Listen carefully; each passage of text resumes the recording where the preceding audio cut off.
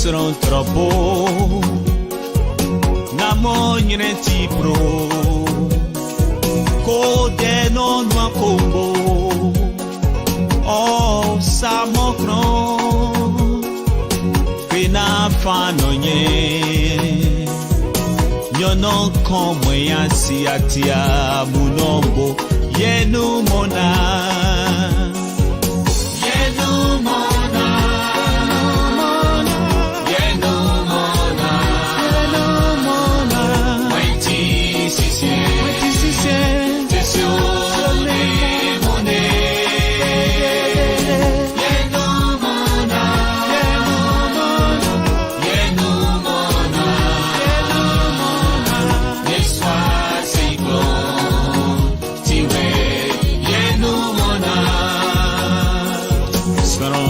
to your wedgie, you know where, Cletty, wetty, wetly, oh, Mungo man, Penade, way,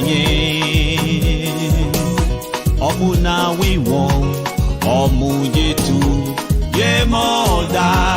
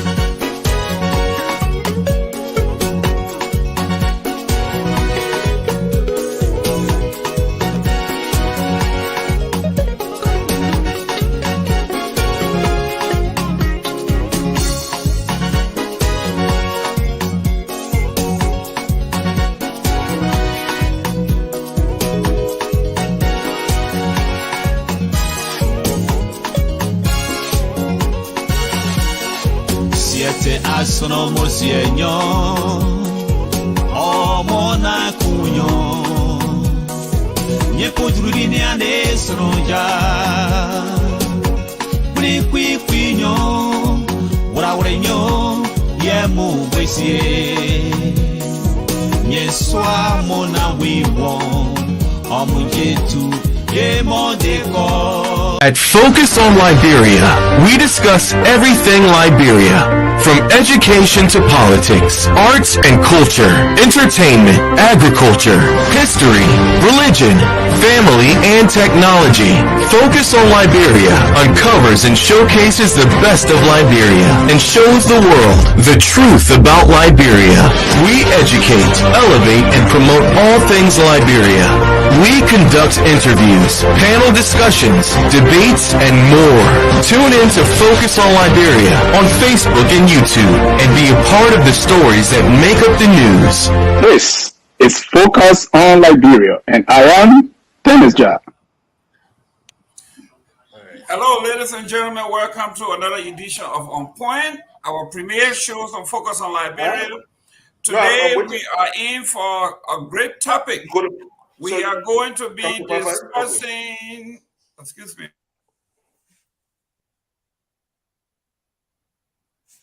You muted yourself instead of muting Michael. Okay, Mr. Michael.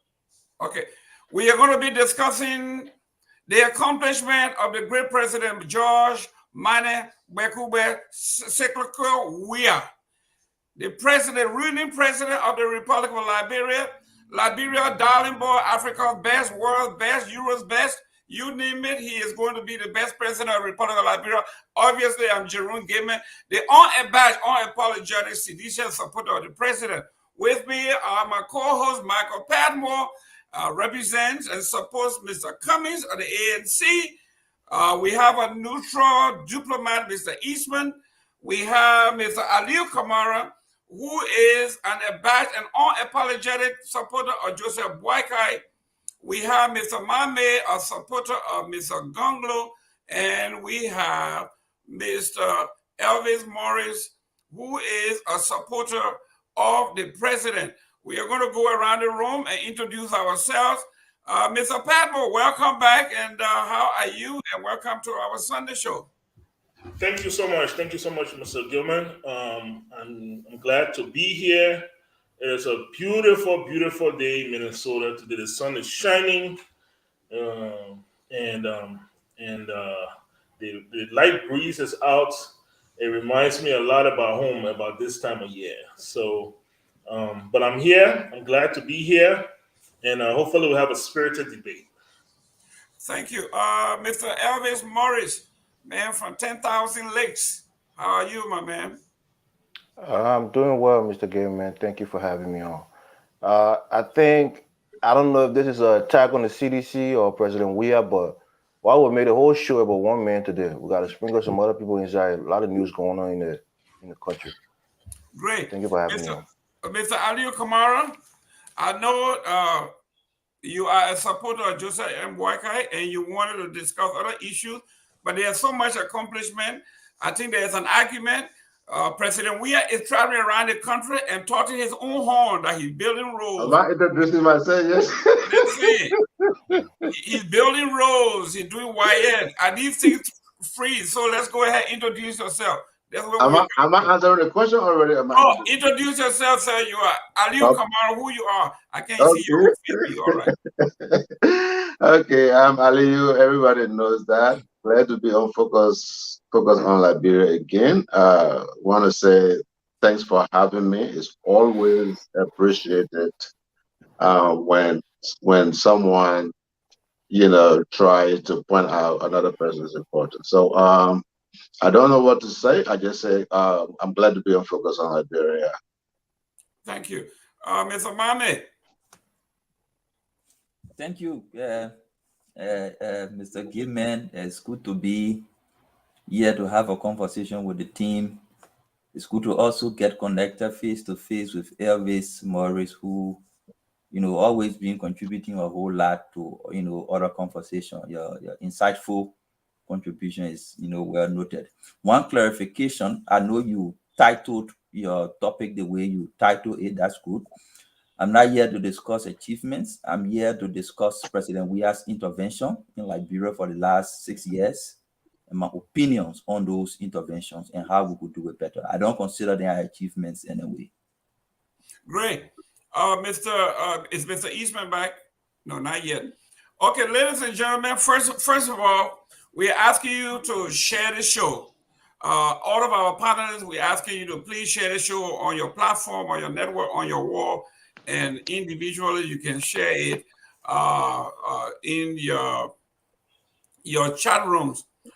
We got to have, we're going to be doing some house cleaning. First, we're paying tribute to our former Chief Justice who passed this, I think it was on Sunday. He made a major contribution towards our Liberian society, and we need to pay tribute to a great man who died yesterday. Also, we have the death of one of our great soccer icons, former coach Jericho Namwe. Coach Jericho Namwe died at the age of 65. Those of you who are old enough to have seen or heard of Coach Jericho Namwe play, he was a great player, an icon, and he lost his life on yesterday at the JF Medical Center.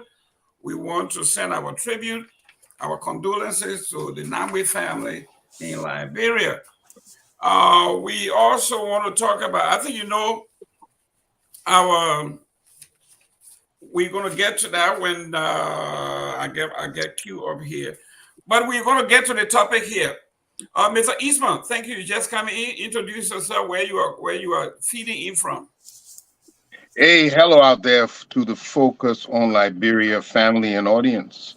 I'm coming in from the nation's capital, Washington, D.C., and we're going to weigh in on the developments of our beloved nation. I expect to have a riveting conversation. I got to see a lot of intelligent gentlemen, and so I'm looking forward to it. Thank you. Great. Mr. Mame of the Shoot says, even though it is called the accomplishments of President Weah, but he wants to delve into the contradiction. And that's why we are here. We are here to dissect, because the president is traveling around the country and touting his success or successes, patting himself on the back. Now we want to hear what I think when the CEO posted the question is, are these things true? Are they factual? Did the president rebuild the executive mansion? Did he finish the executive mansion? Did the president give free Weah? Did the president give university and colleges free education? Is the president building roads? Are these factual? Because everywhere he goes, he touting his horn. And the opposition wants to say they have a contrarian view, and we'd like to hear that. Mr. Padmore, you as a member of the CPP, the president is talking about all of these accomplishments, touting himself everywhere he goes, patting himself on his back, beating his own drum. Let's start one at a time. Let's start with the executive mansion. The president said the executive mansion got burned under Joseph Weah and Ellen Johnson Sirleaf. And for the 12 years they were there, 10 of those 12 years, there was money into the budget. They never finished it. And he came in and finished the executive mansion. There was a grand opening. The whole world was invited. Now Joseph Weah is saying, you finished, thank you, you finished the executive mansion, but I want to move in because I know I can use it better than you do. And President Weah is saying, Joseph Weah, you are just like a dump truck. You may have started building the executive mansion, but I finished it, and you will not be allowed to even drive near the executive mansion. Mr. Padmore, let's talk about the executive mansion.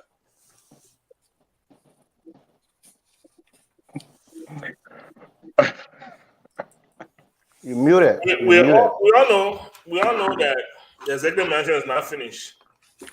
They renovated 2 floors. But this is what we usually see when it comes to CDC. They don't do anything right. They just patch, and put it outside. McGill renovated 2 floors, and he opened the 2 floors. The rest of the executive mansion is left unrenovated. They just fixed the outside part to low farm, cut the grass, put plenty of light and flower around, and it's all we done.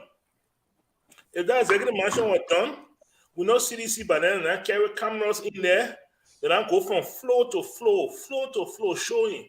Have they ever done that before? No, because they know it's not done.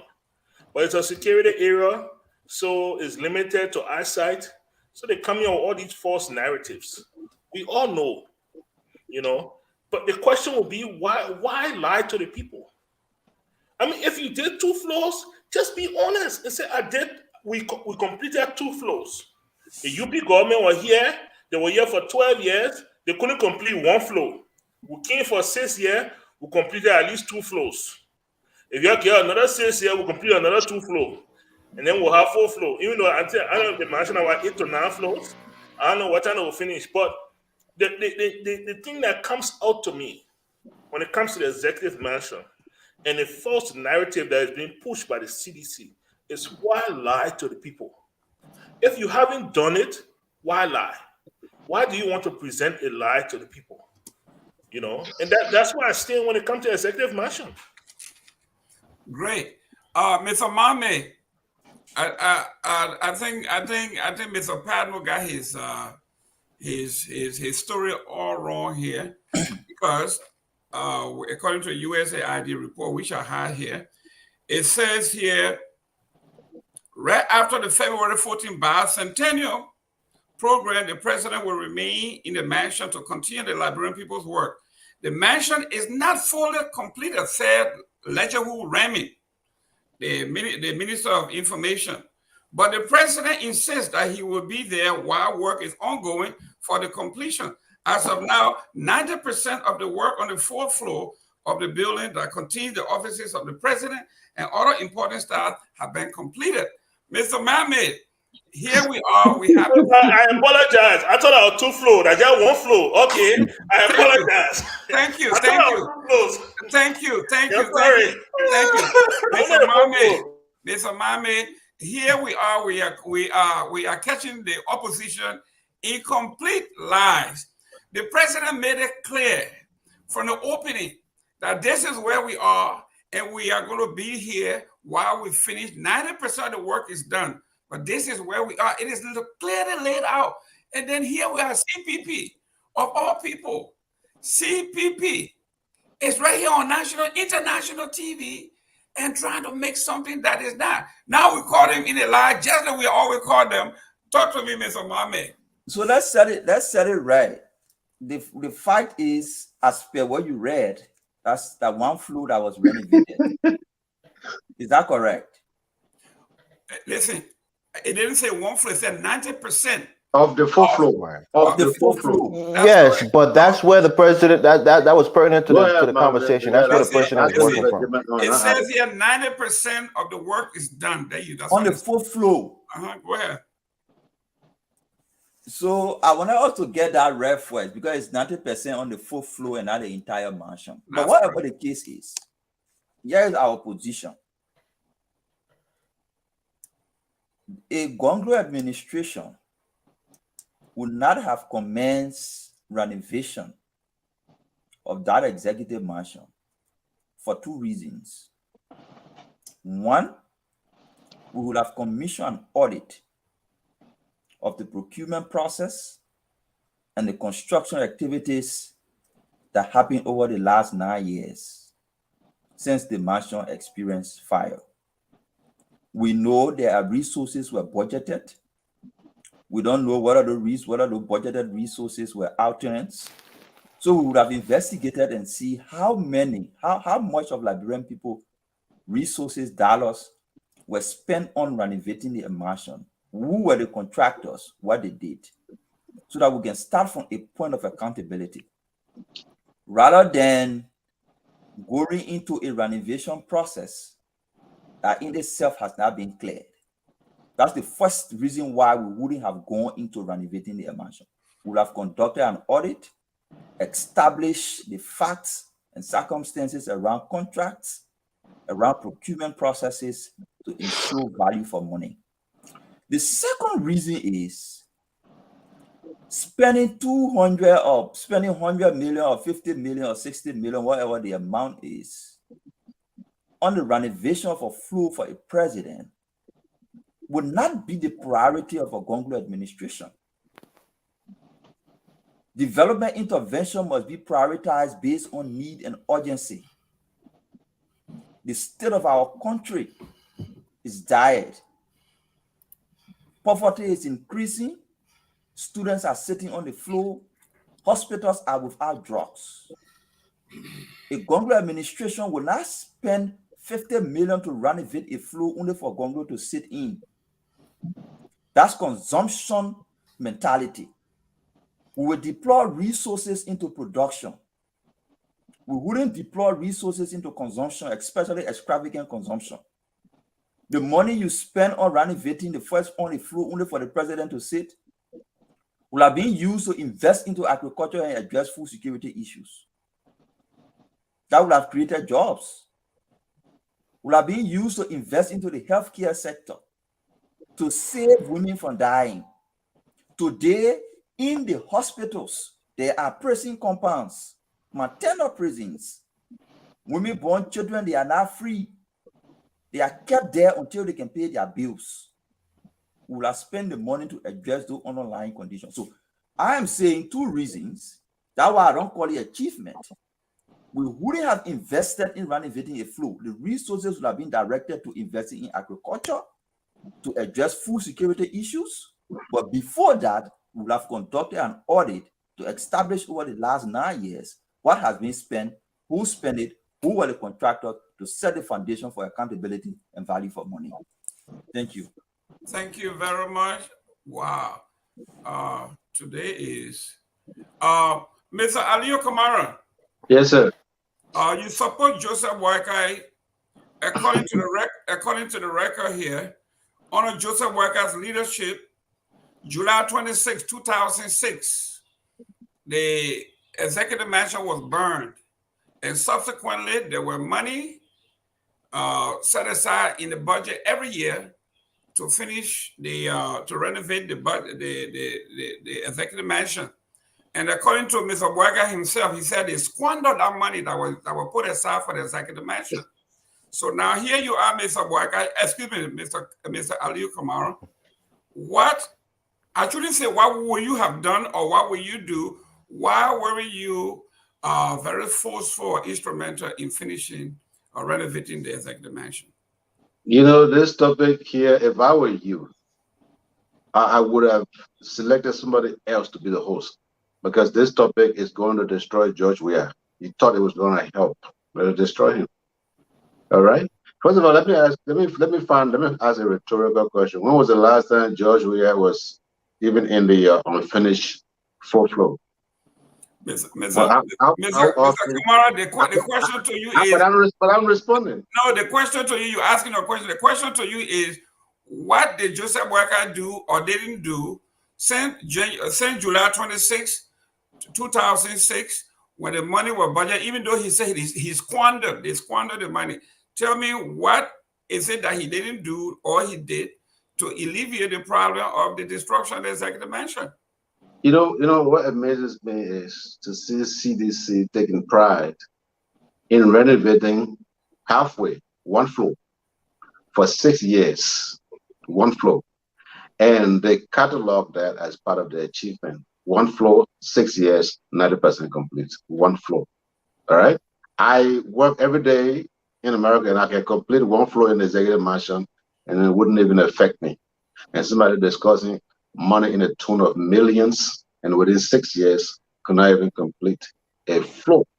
Look, we know we're fully aware that there were some mistakes done during the renovation process of the executive mansion, and we know people should have been held accountable. And this is what Joseph Weah have continued to say: people who commit crime against the state must be held accountable. And so the question is not what Joseph Weah could have done, because Joseph Weah was not in charge of the renovation of the executive mansion. Remember that. And Joseph Weah did not even work at the executive mansion. You also need to remember that. His office is at the Capitol building. So what we are charging the CDC with is the issue of continuity. The laws are on the book. They remain on the book. Doesn't matter who becomes president. When you take over a government, the first thing to do is to audit that government. That's what responsible government officials do. Now, failure to audit that government, then it means that you yourself have some level of skimmages. As a matter of fact, this is a government that audited itself. There are records about these things already on file. All you needed to do was to look through these records. If you weren't satisfied, do your own independent investigation and bring the culprits to book. When will your government take responsibility for their delinquencies?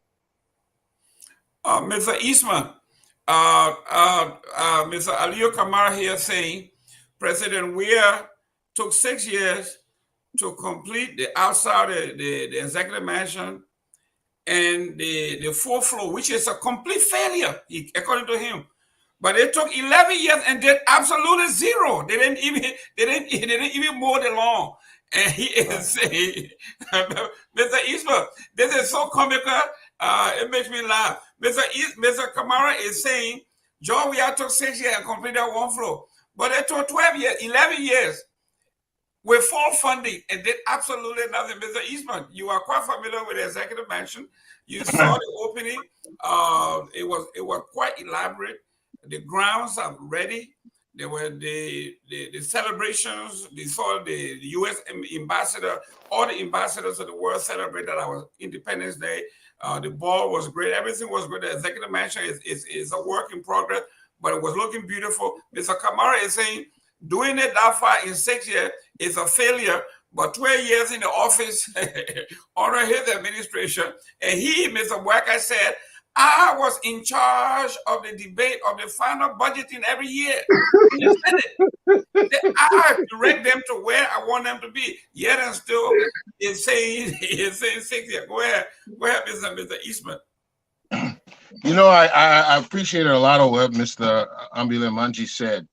One has to know how to prioritize. Can you hear me? Yes. The name is Mame. One has to know how to prioritize, especially when you have competing priorities and limited resources.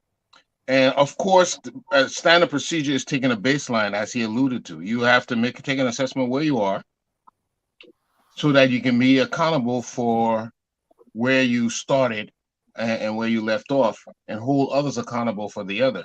But the mansion itself was an eyesore. It's very important, even though sometimes it doesn't give direct economic benefit as maybe an agricultural product or a commercial project.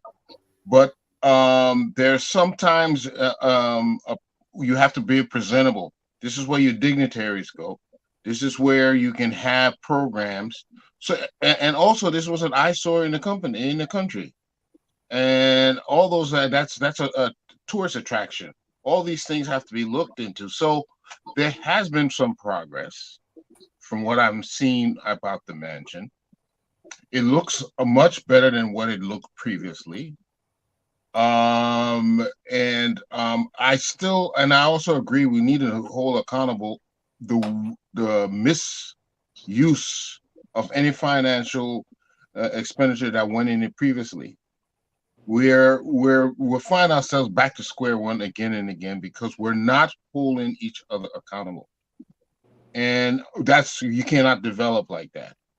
Where you stop, I pick up. But if I'm not even assessing what you have done, if I'm covering up your misdoings, if I'm covering up your tracks, we're not going to go anywhere.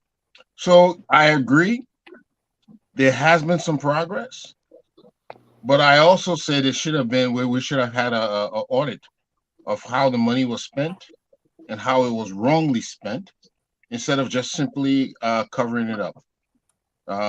This is not how our country will advance. If anybody has done a misdeed, we need to bring it forth, and so that nobody will repeat the same tomorrow.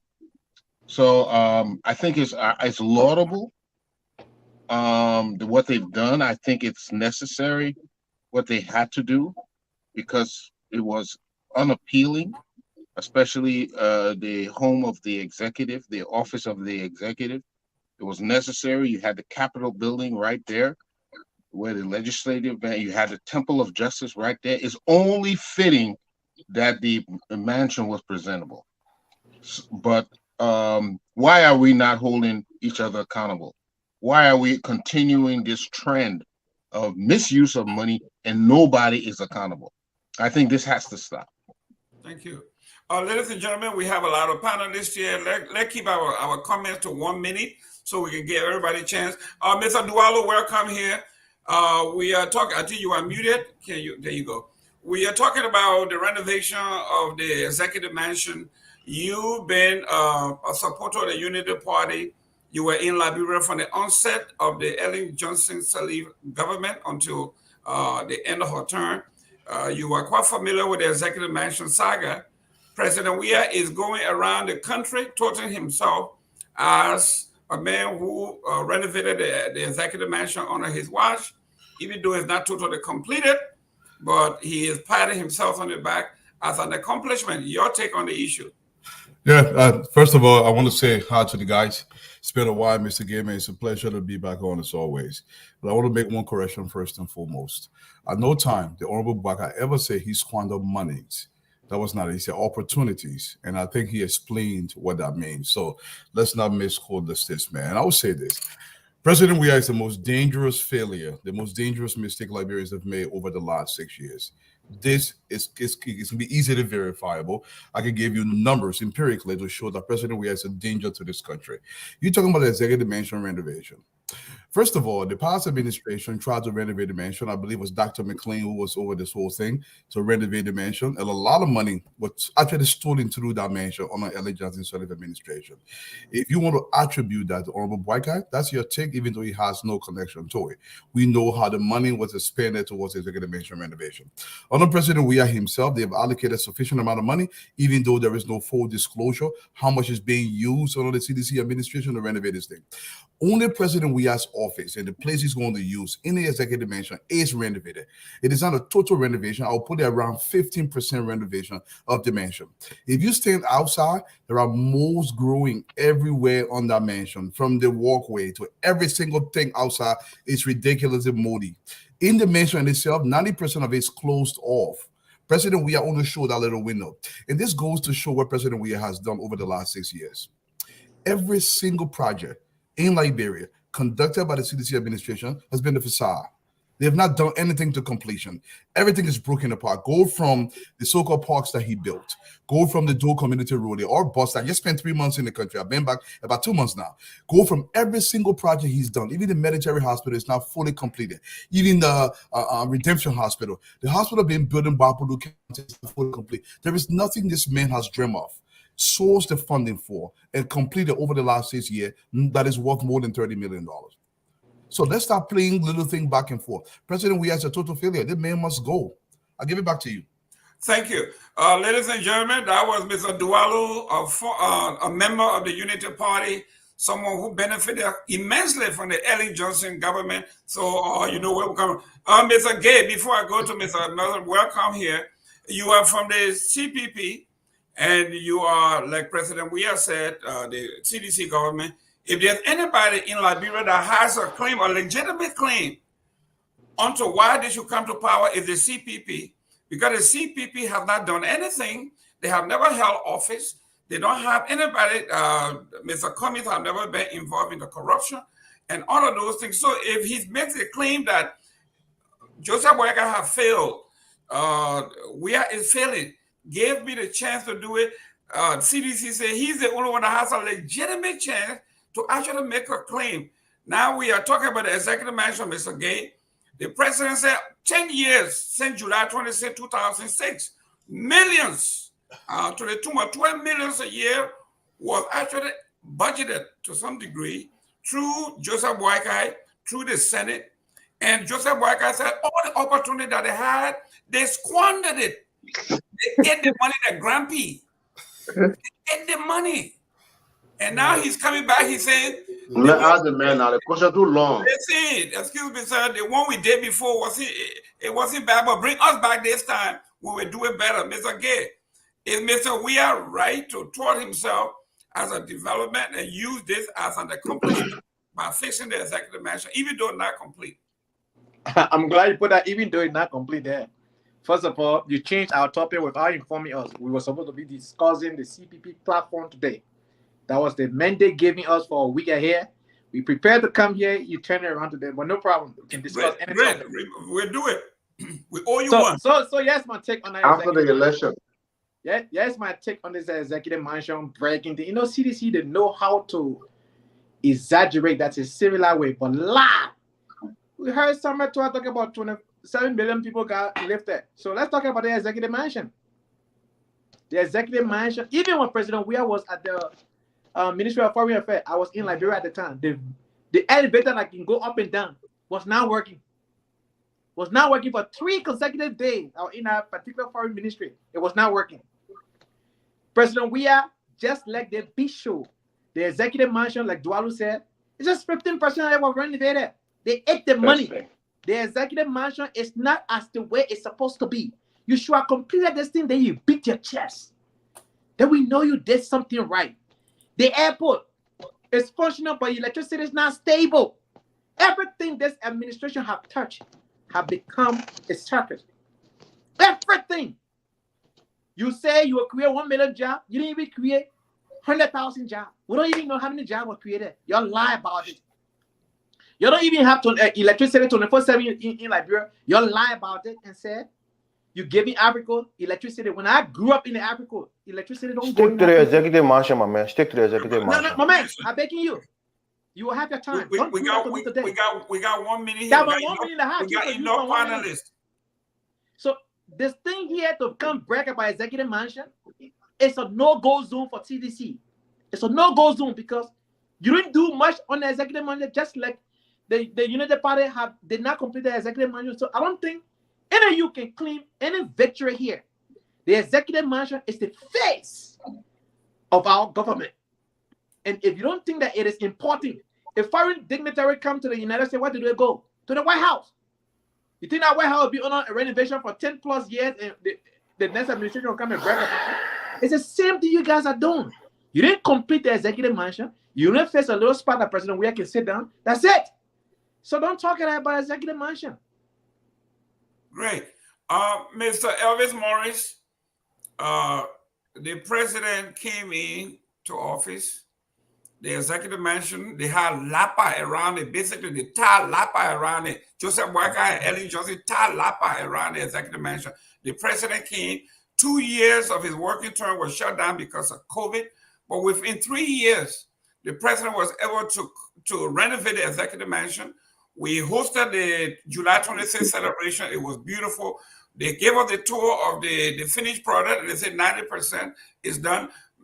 Mr. Elvis, does the president have a right to boast that from where he made it to where he is an accomplishment?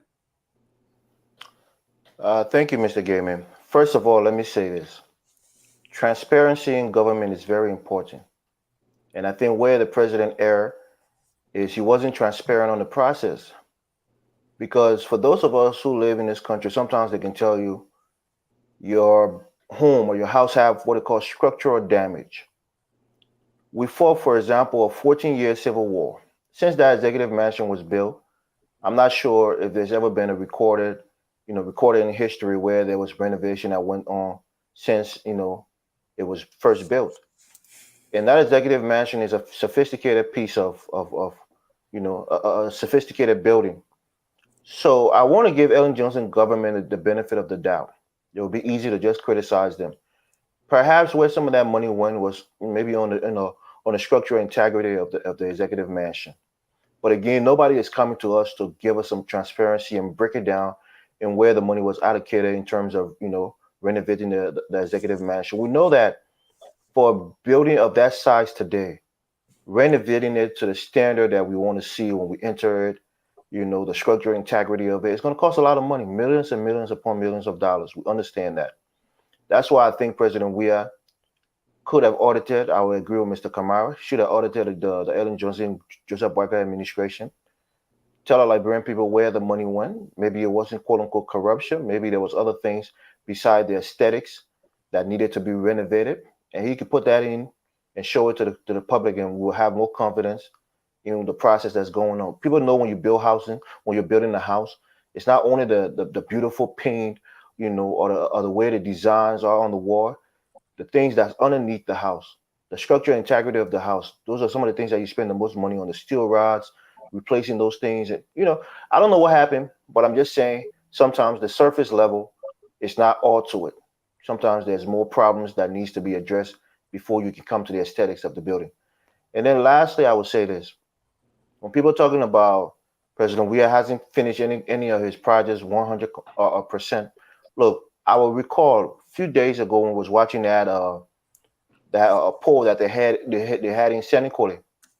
One of the things that most of those guys kept saying was the reason they want to vote for President Weah is because they finished the Seneca road.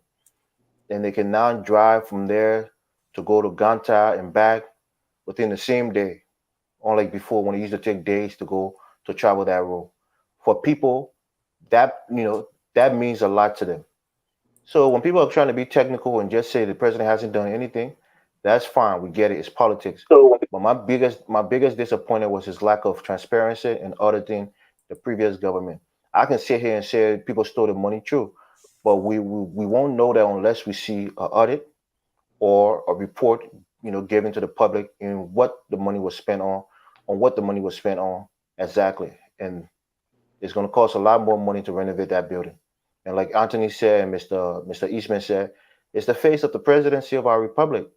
We can't just break it down. Perhaps the easiest thing would be to break it down and rebuild something else. But we can't just break it down because it's symbolic. So maybe that's why the renovation has taken so long, because there's a lot of structural damage, and perhaps the building is kind of ancient in its in modern architecture, so they have to do a lot of messing with it to get it up to par. But I'll leave it there for now, and I'll pass it back to you. Morris, you didn't answer my question. The president. I thought 1 minute we're talking for. Excuse me. Listen, Mr. Gay, I'm going to mute your phone. Mute that. We here for Mr. Morris. The question was: the president is going around the country, touting the success of the executive mansion being repaired to where it is as an accomplishment from where he met it. The question here is the president right to boast that, look, what I have done? Is that part of his achievement? I mean, relative to the previous administration, you can say that's a success, because they had 10, 11 years to complete it, or at least to complete the part of the building that he completed, and they didn't do it. So it's up to the United Party government to come up and say, what was the reason that they didn't complete it? And Weah was able to complete it within the first, 5 or 4 years of his administration. And most of the time they can say, oh, we laid the groundwork when it comes to roads and other things. So let it come out and tell us that they laid the groundwork, from doing other things that was behind the scene, maybe fixing the backbone of the executive mansion and able President Weah to finish that 4th floor, where he can go and work. So for me, I don't think it's a huge accomplishment for me, Mr. Gayman. There are other things that the president can tout that will be more, effective on the campaign trail than saying that he completed the executive mansion, because in reality, it's not complete. It's barely, a quarter of the way there. So let us not, for we who support this president, it's not a big deal. It really isn't. Right. And I won't use it to be a big deal. Great. Ladies and gentlemen, we have a lot of topics to cover. Let's move right. Let's transition right into the next topic here, which is the WAEC.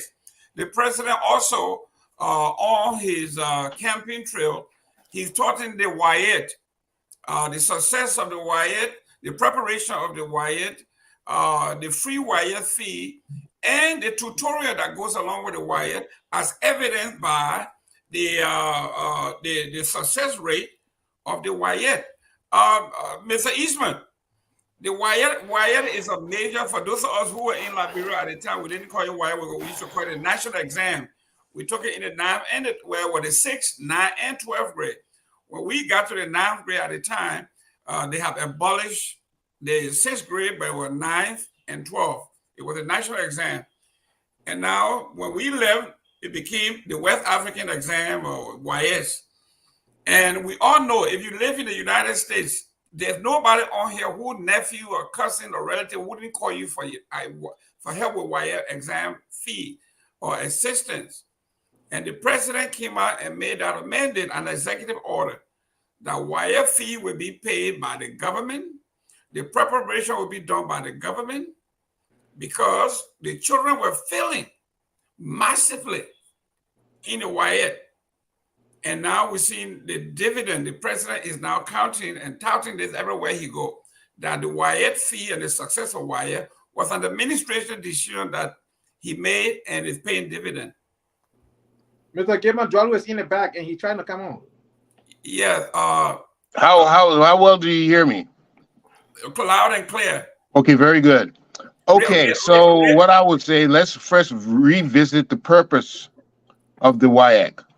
The WAEC was aimed at creating a standard that in West Africa, that all students of all various countries can be compared to.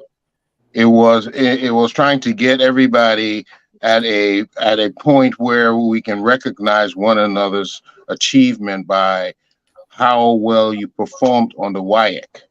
Now let's remember, the WAEC is merely an examination. It is really not a test of one's total education and comprehension through the years. And many times people have found that people who do well in tests are not necessarily the best candidate for some positions. And also people who do badly in tests are very well suited for certain jobs and positions.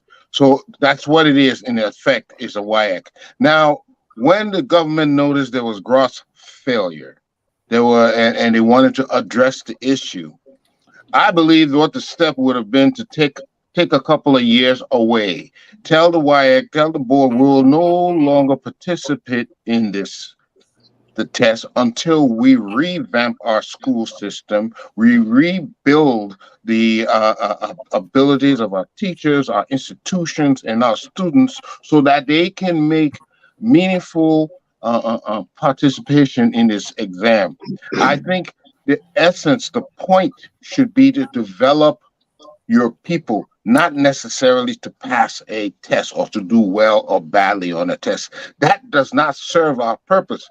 Sometimes we're taken away or sidetracked by the event itself, completely in ignoring the very purpose it was created.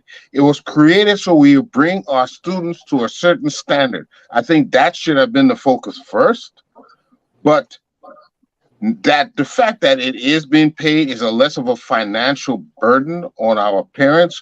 So that is I will always encourage that the government takes more responsibility in educating and providing education, free education for our kids from 1st to 12th grade. I support free education across the board and free and compulsory education across the board. But remember, if you're going to make it compulsory, you have to give the parents a chance to survive, to be able to feed their kids as well.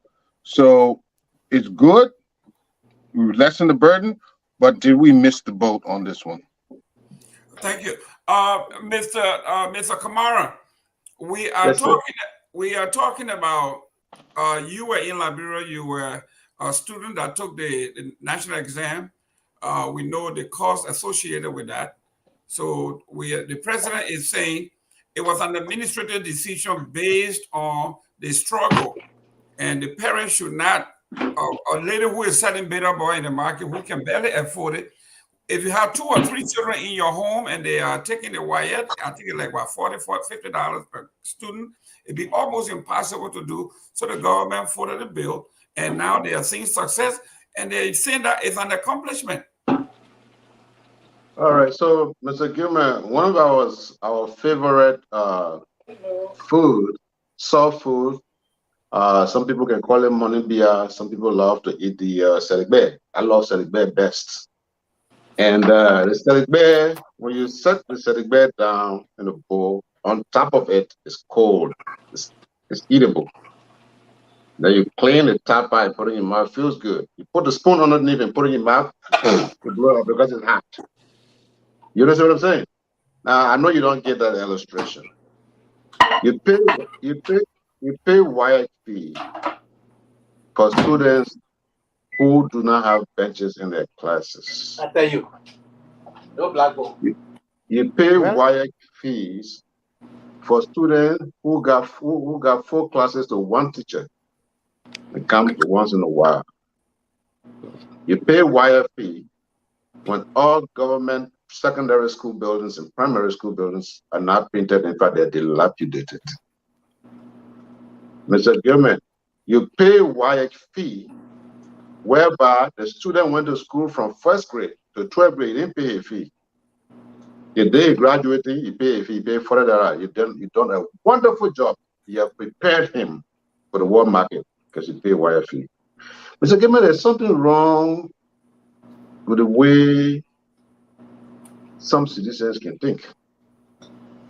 For me, I'm not the most sophisticated guy, but I can arrogantly say that I'm endowed with common sense. You sure? Passing WAEC does not make you an academician.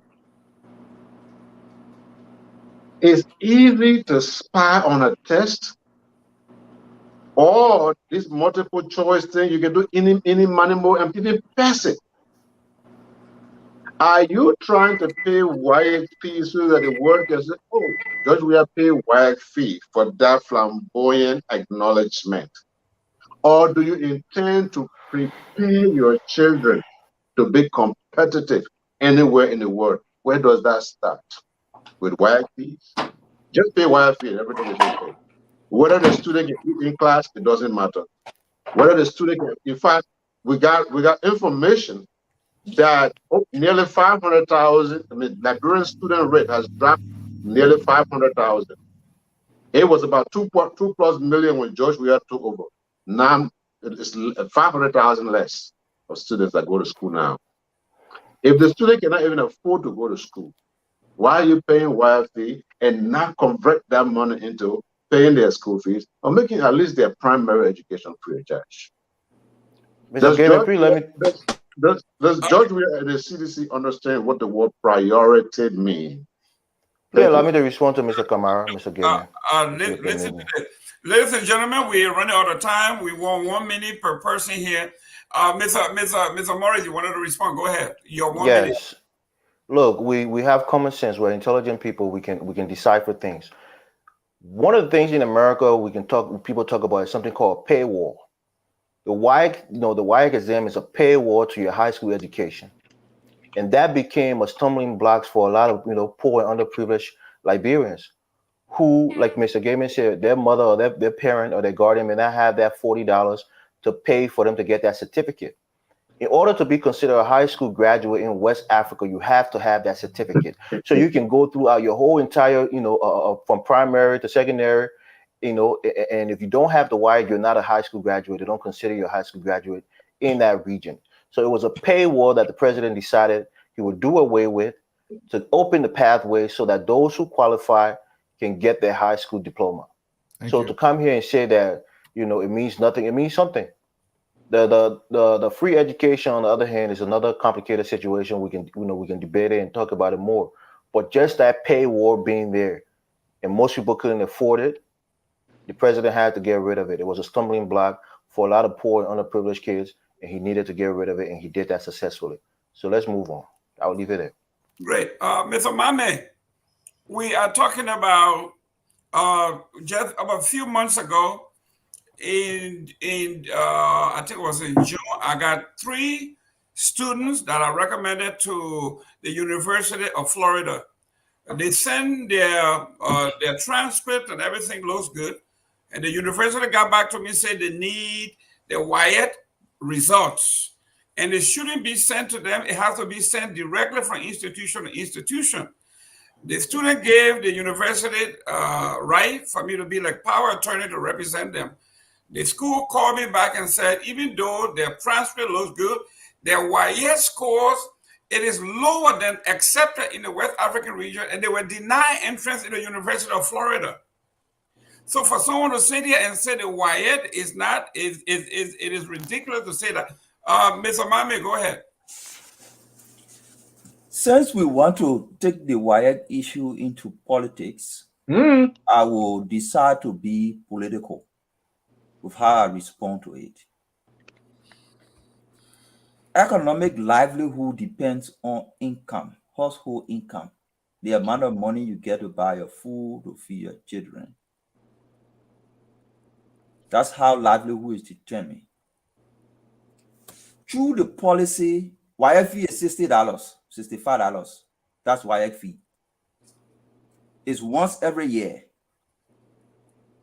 A parent working for government, through a policy by George Weah, took from them at least $100 per month through harmonization. At least $100 per month through harmonization. Yep. That's $1,200 a year. Without canceling $65 once a year in WAEC fee, a parent would have raised $1,200 and just use $65 from there to pay for his own WAEC fee.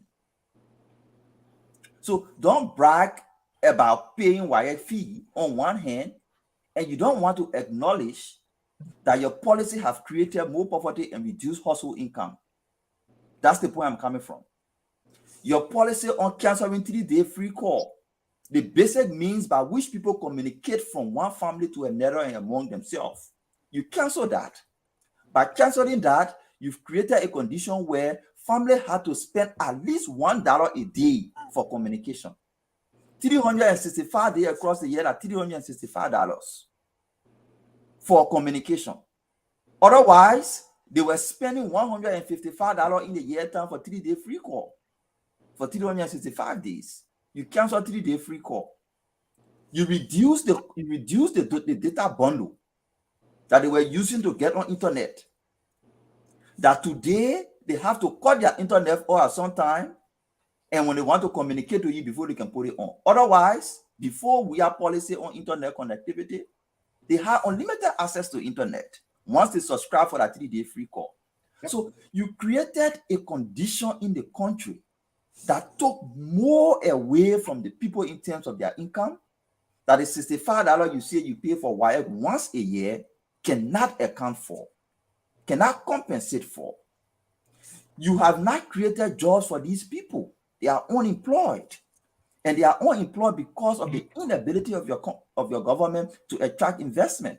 The US government said the government of Liberia action in itself discourages investment. The government takes deliberate action to discourage investment from coming to Liberia. So your policy around improving people's livelihood has deteriorated livelihood. Mr. Mami, let me push back. Excuse me, what is it that Gonglo would do differently? Oh, the question changed? Change the topic. So let me get there. It not change. So my point is, you harmonize people's salary recklessly. You took away up to at least $1,200 from them in a year time, but then you pay $65 That's not even at true. the end of the year. That's not true. It doesn't match. There were people who are making less money who are brought up to par. So don't say like everybody. Mr. Mami, we are not going into opposition. We are talking about the subject of why the president is taking credit. What would the opposition, what is the criticism that the opposition have, and what would they have done different? What would Gonglo do differently? So I'm saying you cannot take credit for giving somebody $65 after taking $350 from them. You cannot take credit for that. You cancel a 3-day free call in the country. It took at least $250 a year from family who were surviving on 3-day free call. You increase the cost of data bundle. $250 a year from family who were. Hey guys, somebody got. You increase the price of data bundle on the family. You harmonize their salary recklessly. You took income from them. So $65 at the end of the year doesn't account for how you have taken household income from them through your policies. That's my point. You cannot take $365 from somebody and give them $65 and you want them to celebrate you. Gentlemen, somebody's got the gadget on. Yep. Ali Kamara. Please mute the boy. Got people there. Just mute them. Whatever in the bag. And the easiest thing to do, just mute them. Sorry. Thank you. That button phone will give you a hard time. I told you to get rid of that button phone. Mr. Dualu. Man, let me talk, man. Bye. Okay. Excuse me. Yes. Mr. Padmore. I owe you one. You know, I got something against CPP folks, and you CPP, man. That's why. Go ahead. Being biased here. We are talking about Wyatt here. Yes. I know Mr. Mame talking about phone. I know my parents in the village in Grand Basakana have no access to phone, but they got children that are going to school.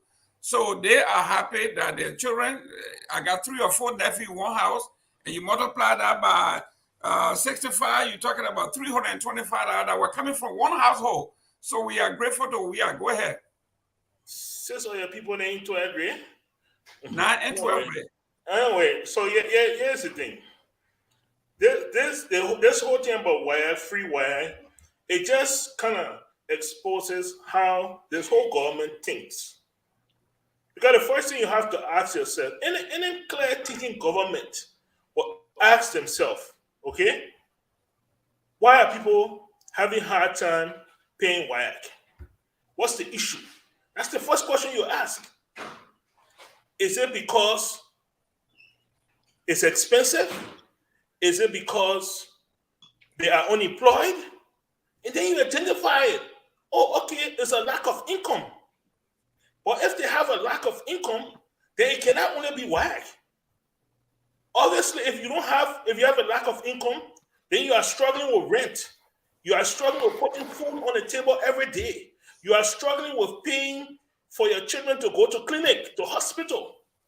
It's not just WAEC. You have an array of issues when you have a lack of income. So how do we solve this problem? You create income. You create jobs. You don't pay WAEC, because even if you pay WAEC, the man's still struggling to pay his rent. He's still struggling to put food on the table. You solve just a small piece of the problem by giving money. But of course, it's flashy. It sounds good. You can stay on the pulpit in the church, in Foklekon church, and talk about WAEC, and it sounds good to people. And yet these people don't have an income. And this is how this government thinks. This is how they approach problems. They don't solve problems. They put a Band-Aid on it. It's the same executive mansion issue. Let's fix one day floor, and we'll make it look fun, and then we'll just put it aside. Hey, you say I did a mansion? We're not solving problems. They haven't solved WAEC. They have not at all. People are still struggling. So you don't support the schools. You don't have primary education. You don't have books in the schools. You don't have teachers in the schools. WAEC has been watered down. Right now, according to the Ministry of Education in the WAEC office, if you pass in one subject, you get a certificate. Since when? I have a young man right now in Sierra Leone. He cannot go to school. He passed WAEC. He took a WAEC to Sierra Leone and put laugh at him. Right now, he's studying to retake WAEC in Sierra Leone before he can enter university. We have watered it down. They will come and say 95% pass. We know this is not true. We are destroying an entire generation of young people. And then even when we put them outside, they go to LU, there's massive failure. And then even when they graduate from LU, there are no jobs. We need to stop this. It cannot happen. Under a Cummings administration, we'll fix it from the bottom up. We'll fix the foundation. And then we'll start bringing it up. We'll not dress it from the top. Because when you do that, guess what happens? The foundation is not strong. It will still crumble. We will address it from the bottom. I don't know if you listened to Mr. Cummings the other day when he talked about education, when he talking about training teachers, when you're talking about equipping schools. That's where you start. And then you refurnish the economy. Ecotourism. He talking about building oasis. And I don't want to hear none of that word in any one of your mouth. People there. That word, oasis. When because I know that you people, they could have copy to build ecotourism oasis, Cape Mount, Mesurado, Sino, all these places. Thank you for people will pay their children tuition. Great. Oasis is obeying, you know that, right? Mr. Padmo, thank you for plucking Mr. Cummings without addressing the issue. But ladies and gentlemen, we have a great debate coming up that you may want to be a part of. It's coming up next year. Great debate. When you're talking about debate, it's going to be great. I think the ULI debate, the debate issue that matters. Look at Focus on Liberia. We are presenting this. This is huge. We've been moderated by Dennis Jar and Anthony C. Emmanuel Nambe, VP Canada ULI versus Meniva, I think Meniva Grant, VP Canada for ULI. We're talking about two very bright women going at it. I wanted to say Mano Imano, but we can't say it because it's not man here. But these women are brilliant, and you are in for a treat. They will teach the men how debate is done. They don't do like some of the people here running from the issue. So, ladies and gentlemen, tonight, Monday the 28th. Monday. At 8 p.m. Eastern Time, 12 p.m. GMT, that's Liberian time. So this coming Monday, the 28th, 8 p.m. right here, CEO Dennis Jai and Anthony C. will be grilling these two ladies as they go at it. They will be discussing policies, where they want the ULI to be, where it has come from, where it's going. So we're looking forward to that. Ladies and gentlemen, Great show so far. We are talking about the issues affecting Liberia. We talk about the executive mansion. We talk about Wyatt. Now let's talk about the hospitals. I have not spoken to I Wyatt. didn't Maybe speak on 30 Wyatt seconds issue. at least. Mr. Dualo, in your 1 minute, you can address those two, but we'll start with you with the hospital. So address the Wyatt, and then let's go with the hospital. I'll be And me very too. I brief on the didn't Wyatt. comment on the Wyatt. I'm coming to you, sir. Okay, I'm going to say this. You are intelligent enough to address those two issues. I'm more than intelligent enough to do this, but don't interrupt me. I will say this. No, Mr. Gayman did say I benefited immensely from the UP administration. That was a lie. I've never worked in the UP administration. My fathers before me, both of my mother and father's side, never worked in any government in Liberia. I'm not a beneficiary or anything in Liberia. So that was a total lie. But I want to say this. On the issue of why in Liberia, we are joking with ourselves. Over the last 6 years, the budgets allocated to education in Liberia has dropped between 3.8% to 8.87%. So the correlation here, the lower when you decrease the amount of budget allocated to education, there's a probability that the increase in education and prosperity in Liberia is going to go down. Over the last 6 years, the enrollment rate in Liberia actually plummeted. This is according to the Ministry of Education website itself. So the enrollment rate is decreasing. Let's forget this thing. President Weah is not paying YFE. The YFE, look, go to the educational sector in the country. I traveled the country over the last 3 months. I literally went to every single county. We are dying as a people. We have LU graduates that can barely read above 9th grade level. I am not saying this to be comical. I'm being dead serious. The educational system is dying under President Weah, and this is dangerous. And the next question that you posed in terms of, remind me for a second, Mr. Gayman, what was the next one? The hospitals. The hospitals. Let me tell you something. JFK is a death trap. You can smell the stench from the road. I was born in JFK Hospital. You can smell the stench from the road. The hospital is literally dying. The mortuary, in fact, the bodies are getting rotting in the mortuary. Those are they say. Just call and ask people in the country. 40% of the clinics that were being funded under Ellen Johnson Sirleaf, this is according to the Ministry of Health, have been defunded under President Weah. We are digressing in terms of the health sector in the country. You said, sorry, when people say this, they say, oh, you hit the ball, you're jealous of the ball. President Weah is not just dangerous for Liberia.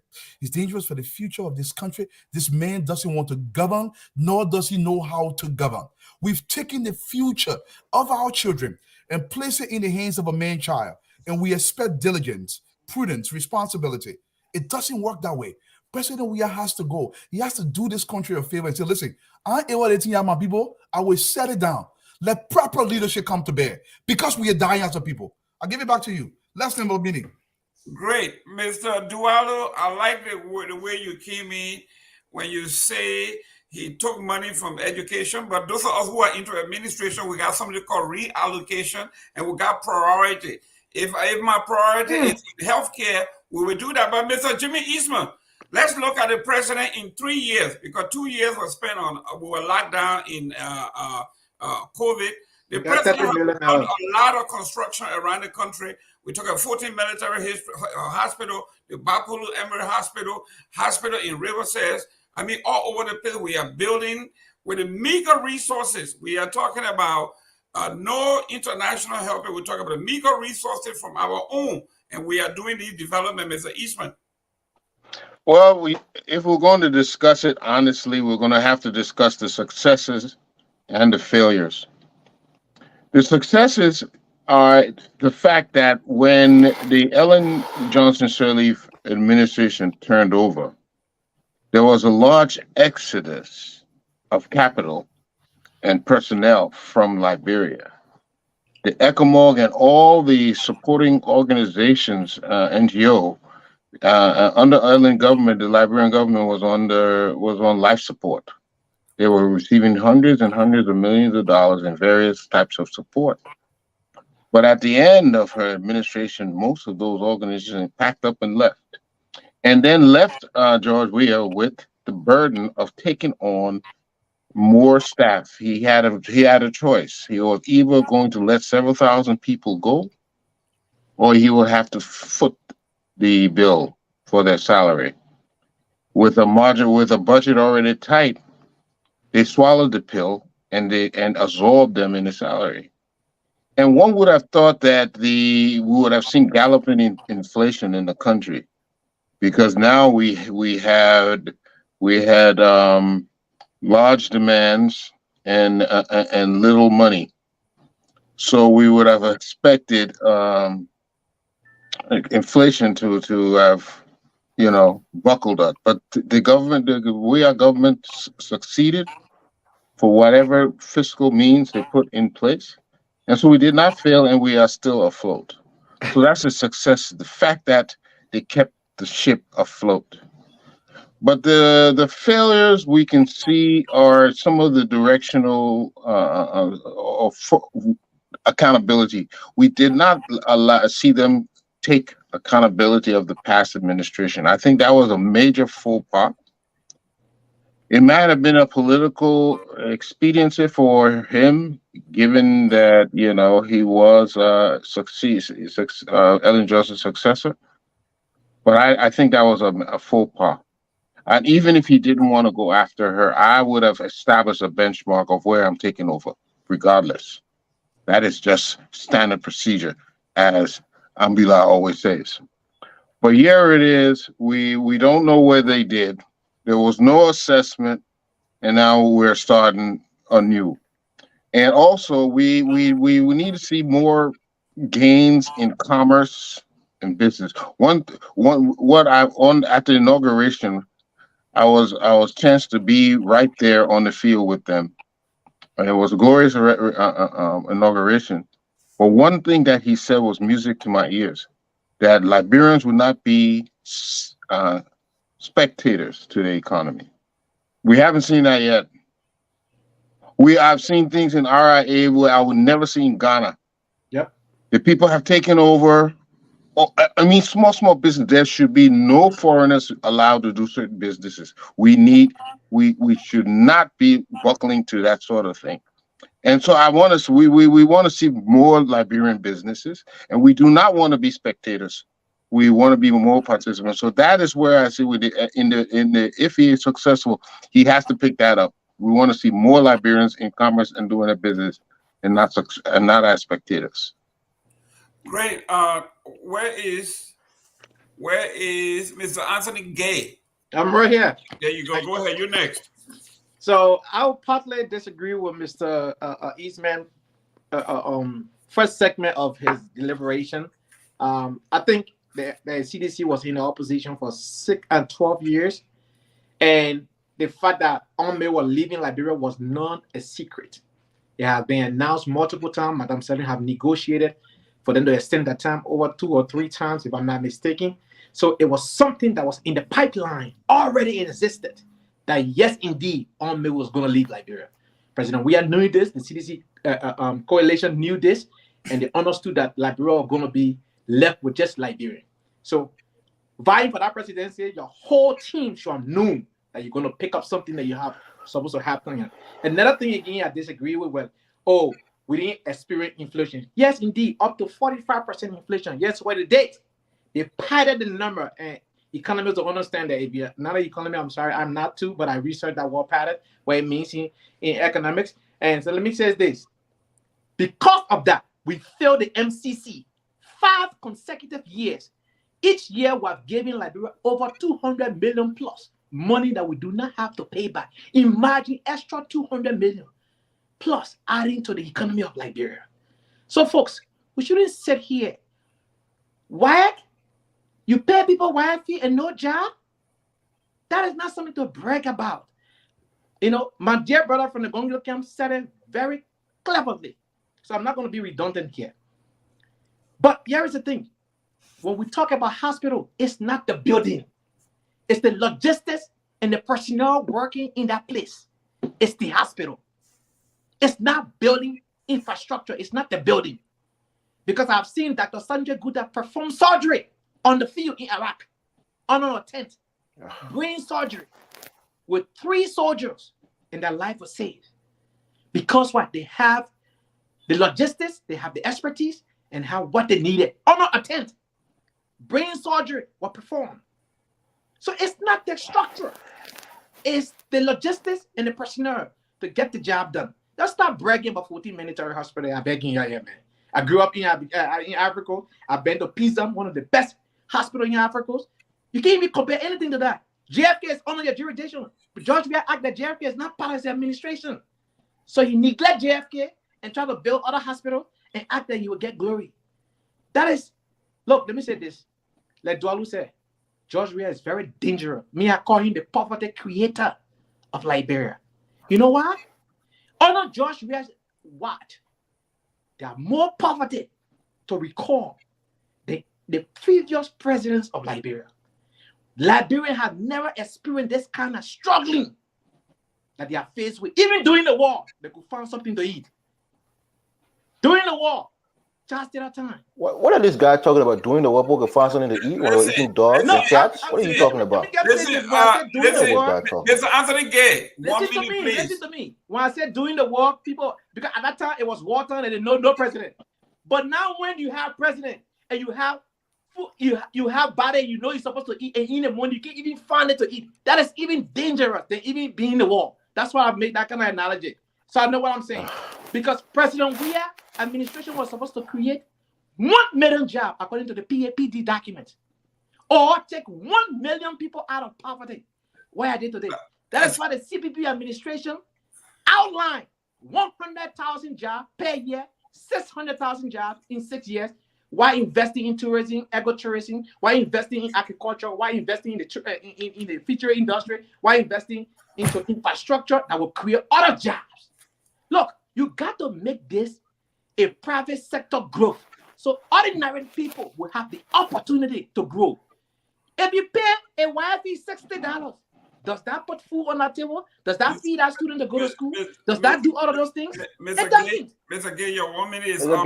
Please let me go next year. Let me go next. Mr. Elvis, go ahead, 1 minute. Follow me. Yeah, thank you. I think everybody sitting on the panel, when Mame said what he said, they should have pushed back on him. When he's trying to make the analysis that the people got poor because of harmonization, what percentage of Liberians work for the Liberian government? You're talking about 60 to 70,000 people that work. It's even less than 1% of the country. So if you're trying to use that argument that since their salaries were harmonized, that's the reason they can't afford to pay YFE. What about the other 5 something million people that live in Liberia, apart from those 60 to 72,000 people that work in government? So that's a flawed argument, because the people who live in the villages, the old money who are not working for government, who doing their Weah market, they can afford $60 a year. So when you try to make that argument to seem like that was the majority of the country, it's barely even 1% of the country that was affected by harmonization. The rest of the people who don't work for government need that $60 desperately. That's why it works for the entirety of the country. And then when he tried to talk about there's a 3-day call, it wasn't the government that changed it. It was litigated in court between what you call Lone Star and Orange. So you got to put those caveats when you're making those arguments, and people just sit there and listen and they don't push back. Look, with the hospitals in our healthcare system, it's a mess. It is. And one of the reasons is because we're a poor country. We don't have sufficient resources to allocate to our healthcare system. That's one of the fundamental issues in a country like Liberia. We're poor. Our budget is way too low for the kind of qualities, the qualities of healthcare we want to see in our country. So when people just try to make it seem like doing early time healthcare was better, or doing a dual time healthcare was better, the reality is we're a poor nation, and our budget is very, very minuscule compared to what we need to build up our healthcare system and our healthcare sector. President Weah, in my estimation, hasn't done enough. He needs to hire the best minds, the best healthcare practitioner. And when people talk about Ghana and other places, you know why those people are thriving in the healthcare system? You never hear about some kind of medical school in Ghana that is world-renowned. Most of their doctors are coming from the UK and from the United States. They repatriate, they go back home, and they serve as doctors in these hospitals. Or most of them have their own clinics. How many Liberian doctors are willing to go back to Liberia to serve their people? How many registered nurses are willing to go back permanently to Liberia to serve the country? So that's one of the issues that we have. Most of our qualified doctors and nurses and healthcare practitioners, they don't want to go back home. They rather stay in the United States. Other countries like Nigeria, Ghana, and other places, people come to the United States and Europe, and they learn and they get the expertise and they go back home and serve their people. A lot of our Liberian people are not willing to do that. So we gotta nuance the conversation and not just say, oh, everything is on President Weah. President Weah can force doctors and nurses from America to go back home to help rebuild our system. Yes, I'll leave it there. Mr. Morris, we're here for someone like me who has the access to the data. I have to give the opposition a chance to say something, because when you look at the Yale University study on Liberia, and then you go to Columbia, the data study on what they call, actually it says here, in the title of that is the Liberia peacekeeping deficit, with the failure of Liberia to plan after the life of the peacekeeping. Okay, so it is very clear. In fact, they call it the speculative economy. That's what it was. It was not based on anything. The UN, the peacekeeper, were pumping $827 million. Based on that, the Joseph Boakai and the Ellen government failed to plan. They thought this was going to last. And when they left, there was a hole of $529 million deficit. So when we are talking about things were better, it's right here written in black and white. But we are talking about those people. We are talking about academics. So we're not talking about people like Dualo or Kamara.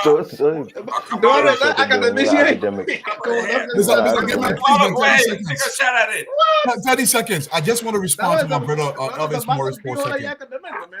Right, that leave us a give man, lead the team like Jolly. This is what makes it so great. And my brother, Mr. Morris, said a few things that I believe based on false premise. First of all, Ghana export more medical practitioners to Europe than the reverse. I want for you to understand that basis. There are more medical practitioners that are leaving Ghana and going to Europe and America than the reverse is happening. And I want to say this to you. We are not a poor country, despite what you just said. Thank you. Numbers could not bear this out. We're an extremely rich country. And I will tell you why we are so rich. You're talking about the budget allocation. You can build the platform of the current budget we have to where we want to go. But I want to break this down for you. If you take Samuel Tua's trip to Turkey when he got into an accident, I'm just being very, so people can see the clear picture. We spent $212,000 minimum to send Samuel Tua to Turkey for almost a month that we paid for. That's more money that was allocated to the entirety of Bapulu County health system, just for one man to go over there. We are actually, if you look at the Liberian national budget, close to 89% is allocated to recurring costs, to actually supporting a cushioned lifestyle for government officials. If we say we don't have enough money, we do have enough money. Our problem is how this money is being allocated across the country. Our issue is not whether we have sufficient resources. It's whether those resources are being optimized to improve the lives of our people. Yes, you can say we don't have a $12 billion budget, but if you went back, look, I don't want to make this academics, even though I'm not an academician, but if you went back to the Singapores of the world, if you went back to the 1960s, do you know we have a higher budget right now in real term compared to what Singapore had in the 1960s? And they've managed to up their national budget to this level. It's a progression. Our issue here is we are not making effort towards that progression. That's the problem. I'll give it back to you. Okay, and now, Mr. Mame, according to this article here, and I'm going to quote her, she says, when the mission left Liberia, the speculative economy dissolved, and it revealed the huge structural issues in Liberia's actual economy, which led to the crisis and the fragility of the team at the organization economic level. Such issues include poor access to credit and the lack of infrastructure to support private growth. This is not me or anybody saying it. This is a university. This is a worldwide study on why the economy collapsed and why we cannot have private sector growth, because the infrastructure doesn't exist. So, man. And that's why President Weah have to build the roads and infrastructure before we can see private growth, private sector growth. 1 minute, man. So, Mr. Gayman, everything you said there summarizes the incompetence of the CDC government. The pro-poor agenda for prosperity and development, which is the CDC's agenda for transformation. The Bible is right here. That document was formalized and launched in in December 2018. Please include plagiarized too. I know, right? I want to get into that.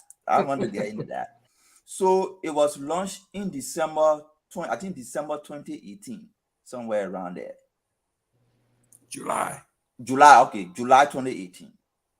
So from January 2018 to July 2018, that was 7 months. CDC was 7 months in government, presiding over the structure of government when they made those projections. After seeing in government, after seeing the structure's weaknesses, you project that you'll be self-sufficient in food production. Yep. You project that you will provide, I think, $1 million job. You project that you will increase learning outcome and student enrollment. After 7 months in government, because you direct public resources to personal use, lead you to fail on achieving your objective, then you come back and tell us, oh, because Ome was not here. But Ome was not there when you drafted your development agenda 7 years after assessing all the structures of government. 7 years? 7 months. 7 months, man. The government came January January months. 24th. 7 months. 7 months after sitting in government and assessing all the different institutions, sources of revenue, sources of growth, challenges, you projected to us that you increase enrollment in school, you improve learning outcome, you address the issue about health, you make us self-sufficient in food production, you provide electricity, you provide jobs. Because you took government public resources and directed it to building private houses and private homes and spending on large travels, you fail to deliver on your promise, and then you come back to us and tell, oh, because Ome wasn't here, that's the reason why we couldn't deliver all the challenges. That summarizes your incompetence. I want to clarify a few things. When I talk about job and how harmonization affected people, I also highlighted how your government inability to create jobs. And I said the U.S. State Department report says that your government usually takes action to discourage investment, but stick to government employment. Government employment will know in Liberia people who are employed on government have at least more than 4 or 5 persons who depend on them for their livelihood. So when we look at the cascading effects of income reduction on household, it does not only start to those who are working, it goes beyond those who are working to those who depend on working. But I was not specific on government workforce alone. I was talking about how the action of the government has strained public resources, has strained household income to the extent that giving us $65 doesn't address the problem. And I cited 2 examples. I said you harmonize people's salary and your policies fail to create investment and create jobs for people. Those are the 2 things I highlighted. No, you said a 3-day core.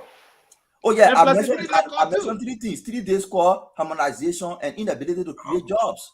So I said those are things that took away or did not create or increase household income. So giving them $65 at the end of 12 years, because before you pay WAEC fee, it's either after 9 years or after 12 years. To give them $65 after 9 years or after 12 years, it doesn't compensate for what you've done to them. You've taken away their income through telecommunication. And your argument about going to court, the government increased taxes on the telecommunication company. And the telecommunication, one of them said, if you increase tax on us, we'll have to transfer the tax to the consumer, which is a normal business practice. It was one of them who was saying no because Celcom was just coming to the market, wanted to use that as an opportunity to get customers. That's how the both of them were making confusion. But it was because of government increasing taxes on telecommunication company, and the telecommunication company decided to transfer the taxes on consumer. That's why the people 3-day free call were canceled. That's how the data bundle were reduced. So we said these things to conclude that your action and inaction in government reduce household income by more than $1,200 a year. Giving us $65 after 12 years doesn't compensate. Great. Mr. Monday, your math is totally whacked, out of whack. Right. First of all, we say here, let's look at, you said money was taken from education. Now, let's look at medical doctors' pay because you work in the alien government. No, let's talk about my math. Listen,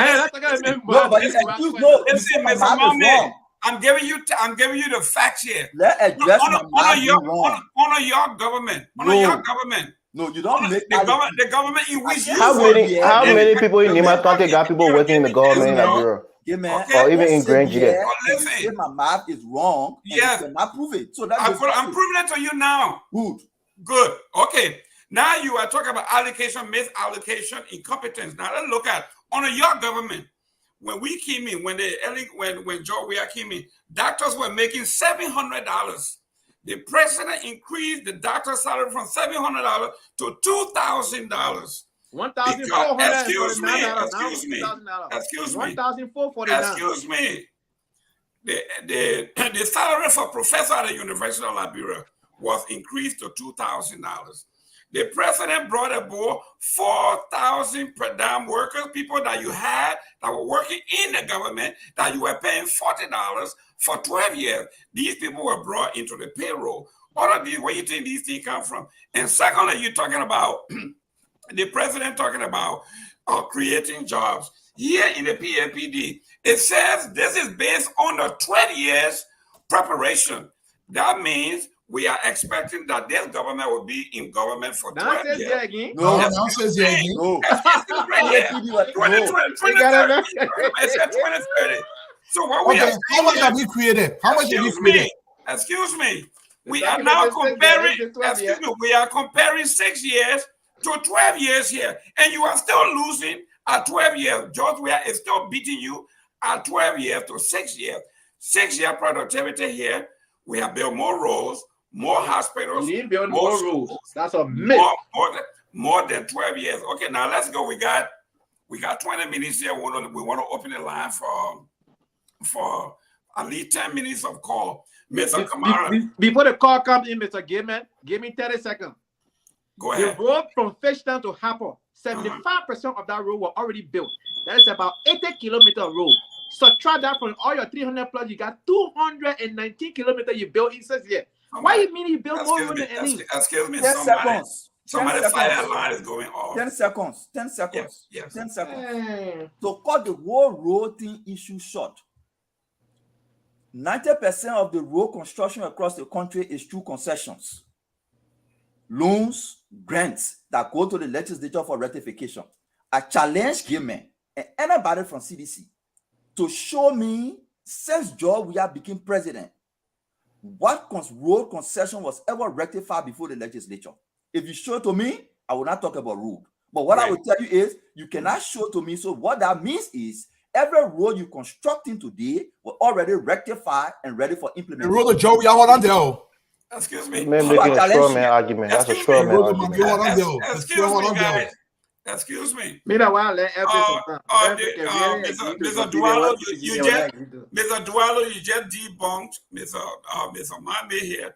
So he is saying the road going to Joe Weah's house was, he says, was appropriated. It was ratified under the government. That's what he said. No. Every road built under this administration was ratified. Okay. Ladies and gentlemen, Mr. Kamara. I said 90%. Let's go to the cause, Mr. Gayman. Let's let the people participate. Mr. Kamara, I know you've been waiting for a while. Touch on the road and then we'll go to some calls.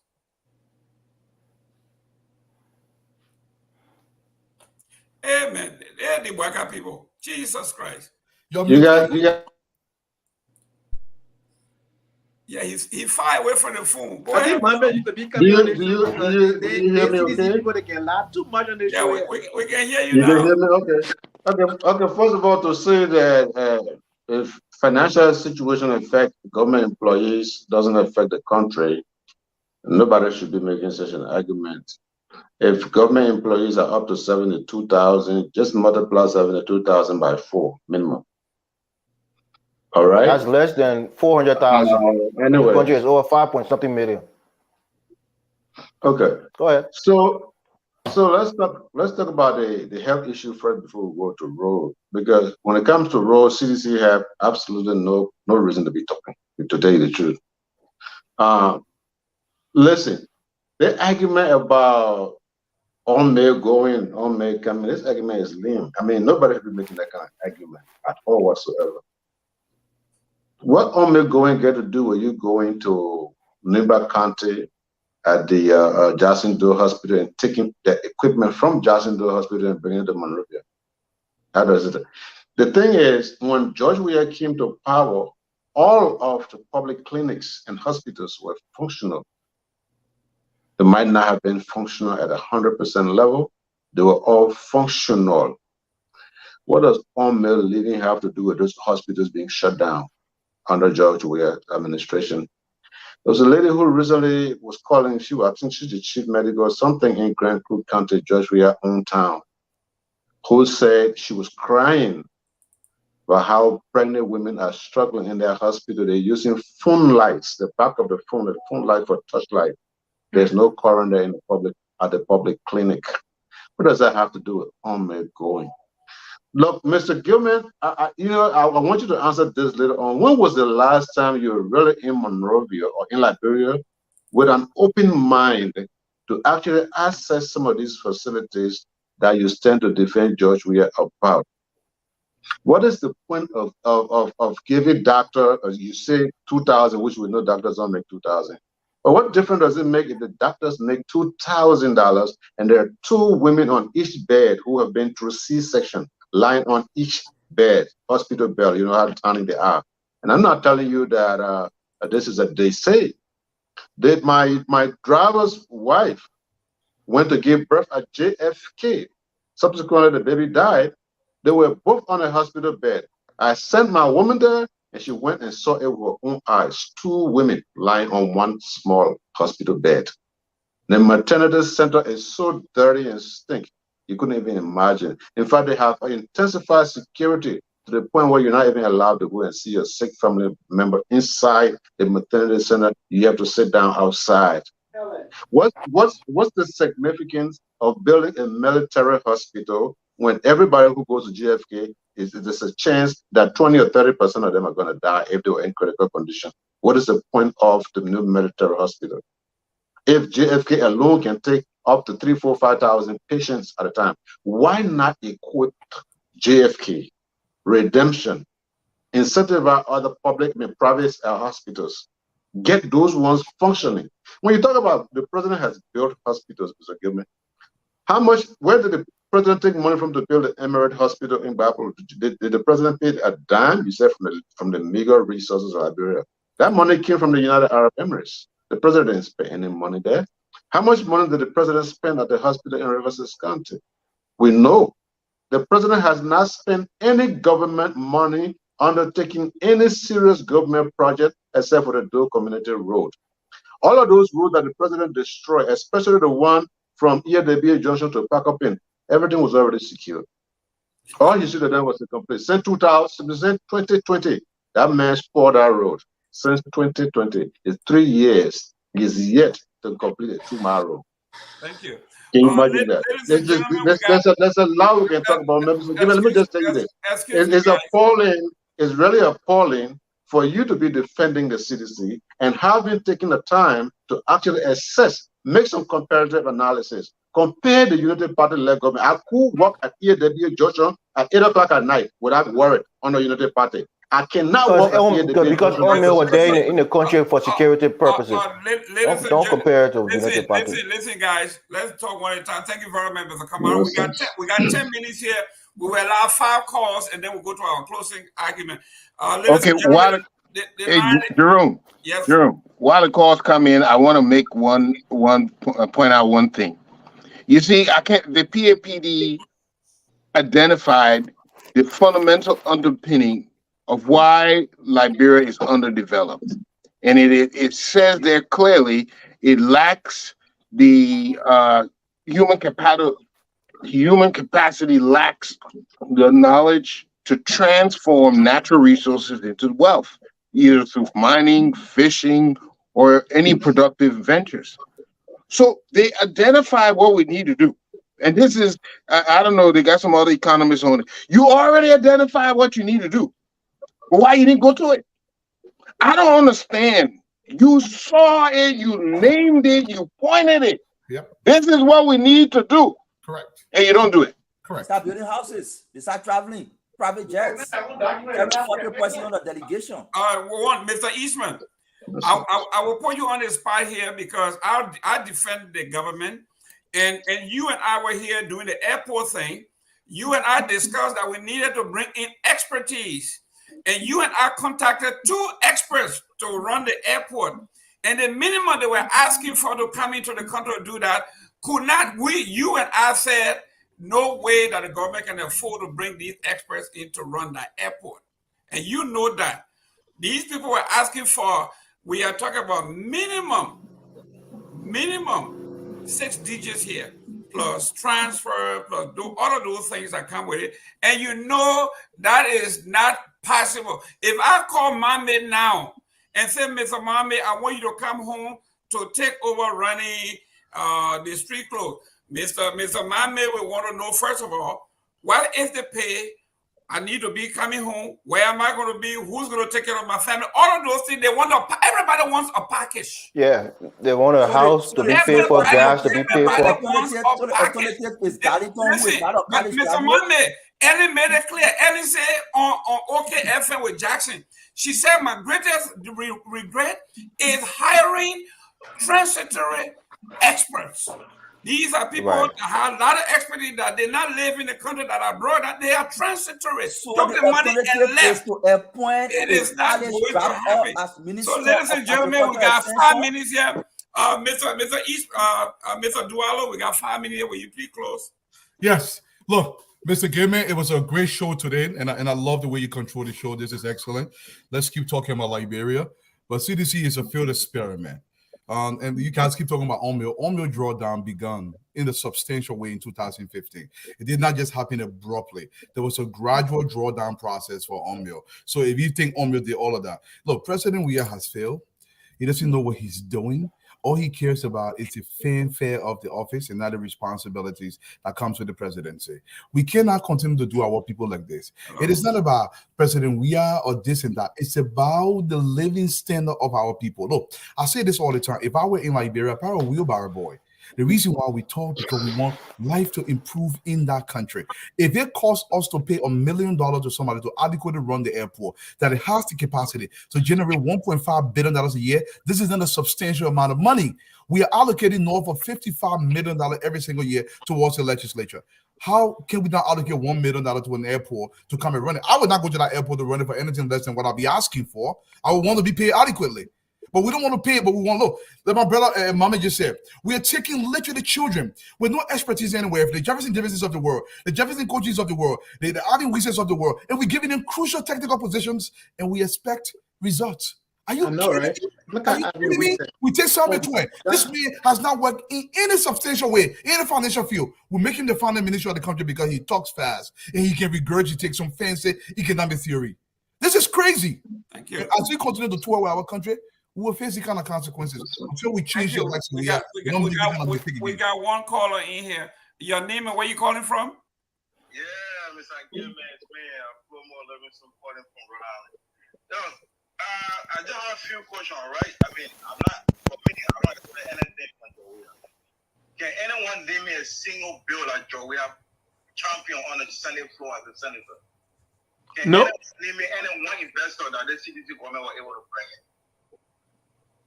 That's the 2 questions I want to ask. But as a senator, you didn't do anything. What do you think as a president you would do anything? As a senator, you didn't do nothing. Do you expect anything from Joe as a president? That's all I have to say. Thank you. And to answer your question, I think one of the economists answered that question very well. Liberia has nothing for anybody to invest in. The only investment opportunity in Liberia are extractive. And 68 of those have gone. There's nothing left to, besides Wologisi, there's nothing else left to invest in Liberia. You talk about tourism, they just mentioned the economy, just said it. You do not have you do not have the basic infrastructure for private. Jamaica get basic infrastructure. President, excuse me. Excuse me. So you are telling me the research here that we are citing is not correct? Only yours is correct. And this is what we are talking about. Ladies and gentlemen, we got, it's 54. We've got 2 minutes here. Mr. Mambe, can you close out, please, within a minute or so? Yeah, we can close. I will close out on what you are saying. I have something to close out on, but I will close out on what you were saying because it's disingenuous. It is wrong to argue that we have nothing more for investment because I know, right? all the investment is extracted. That's wrong. Liberia has over 29, at least 30 potential oil blocks for investment. Every oil company that ever went to Liberia leased the oil block for a period of time, carry on their exploration activities, and turn it over. The government announced a bid round in 2019. But because the process leading to the bid round was corrupt, most of the oil companies decided not to participate. We had our campaign here on this identical show with Ansi and other people for more than 2 years, until 2022. So don't say we don't have resources. The government is currently negotiating 25% of Liberia forest to be awarded to Blue Carbon, the company from the UAE, for carbon capture project. We have identified the flaws in the agreement. We have raised those flaws, both internationally and locally. Last week, USAID presented 52 question issues on that concession that the government is supposed to address. 52. I can send you the copy of USAID's communication on that concession. So we have resources, but the way we proceed in negotiating and attracting investors for the resources in itself on the foundation is corrupt. So people who want to engage into genuine businesses are not coming our way. One of these fraudulent companies are coming our way. And each time they come, when they are exposed, though these fall apart and the people lose. For example, electricity that we did not discuss. Hey. Electricity is a huge opportunity for investment. You got up to 80%.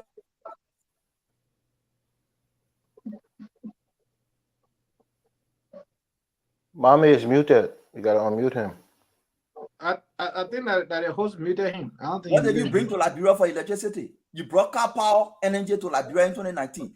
All the international organizations. Who's meeting him? Mr. Gayman, stop muting a bit. Get whatever you gotta say.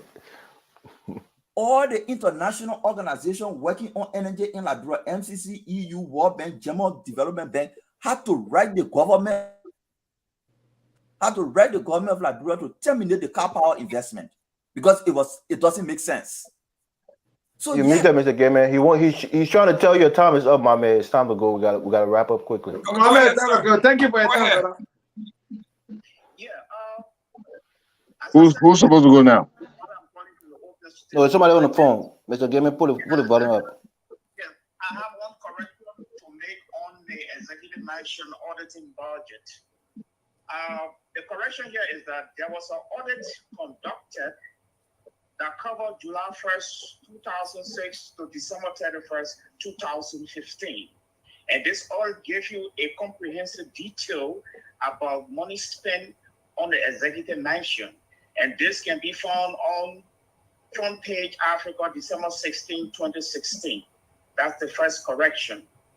And the next thing I wanted to interject here is the issue of the WAEC by His Excellency President Weah. That was a presidential gesture. The WAEC payment came from taxpayer money. It should have been donated by the government of Liberia, but it was donated by the president of the Republic of Liberia. That is considered as presidential gesture, and that's abuse of our finances. The intent was good, but the application was wrong. 1.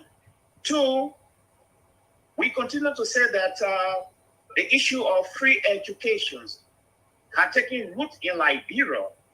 From what I continue to hear, even outside your panelist discussion, it's not true. The issue of free education should be covered by law because there are so many things into free education. So we do not have free education as yet. So the president going to write on the issue of WAEC, that's just an individual charade. It was not the government of Liberia that did that. And he did not tell the Liberian people that he was donating his salary to cover WAEC. Are you? Is that Mr. Molly Jones? Yes. Ladies and gentlemen, thank you. We're running out of time. Mr. Eastman, can you give me 1 minute of closing, please? Yeah, I will try to be as brief as possible. The PAPD mapped out a roadmap that they would have followed. That includes bolstering human capacity, developing and strengthening the road network, expanding access to electricity, expanding domestic production, and reducing corruption and reforming government practices. I honestly believe this is the very same roadmap that will be their report card on October 10th. How well have you bolstered human capacity? How well have you developed the road network and expanded electricity? How well have you increased domestic production? And have you reduced corruption and reformed government practices? I think that is going to be the rubric by which they will be judging October 10th. Thank you. Mr. Kamara, real quick, 1 minute. We're running out of time. Yes, sir. Yes, sir. First of all, we did say that the government of Liberia, the current government, did not audit the past government. But if they didn't want to, they can find their own independent auditors because they're already audit reports. We did mention that. So that wasn't any correction. I want to say this. When people say, oh, because ONMIL was in Liberia, that's why we had security. ONMIL did not just leave Liberia. ONMIL trained the police to an international standard. You came to government, you cut their pay, not only cut their pay, you refuse to give them logistics. Number one. So what you needed to do was to continue from where they start. Common sense would tell you that all of the spots in Monrovia that are difficult for pedestrians at day and night, you must assign police officers, mobile police officers in these communities. If you know EWF Junction is dangerous, you put police there. No police there. If you know VP Road is dangerous, you put police there. There's no police there. There's just no government. But thank you so much for having me. I enjoyed the show. Mr. Gay. Mr. Gay. Thank you very much, Mr. Gayman. Even though you changed the topic without our notice, but that's fine. Whenever you come up with that topic, we'll discuss it. We were prepared. Let me say this to suggest that nothing in Liberia to invest. That is just misleading, Mr. Gayman. I don't know why you guys do that. The fishery industry, Liberia have the highest deposit when it comes to fishery. I call it the snapper fish on our coastal land. If you talk about tuna fish, please Google it for me. Don't take my word for it. Liberia have a huge deposit, and the one tuna fish on the world market, 1 pound is around $6 to $7 a pound for a tuna fish. We have a huge deposit. You talk about shrimp, we have a huge deposit. These are quick impact projects that can generate income for our people, that can help the government also to transfer that fund into healthcare and other education, other sector of government. You have somebody like Abby Weah, who is an assistant minister of agriculture, a very technical position of a guy who never worked in government before, had no job experience. How can he create policy, projects that would generate income for the government? Just stop doing this thing. You put a Jefferson coaching in the city of over 1 million people, a young man who never had a job before. How can you attract investment to come to that city? Just stop this thing, okay? So Liberia is a very blessed country. Like the brother said, carbon emission is a huge thing.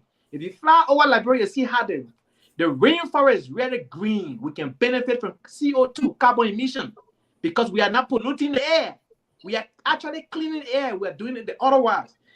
So Liberia is supposed to benefit from it. So thank you for the show. We look forward to next Sunday. Let me know what the topic is so we can be prepared and come back on the show. All right. Thank you. Mr. Elvis, 1 minute.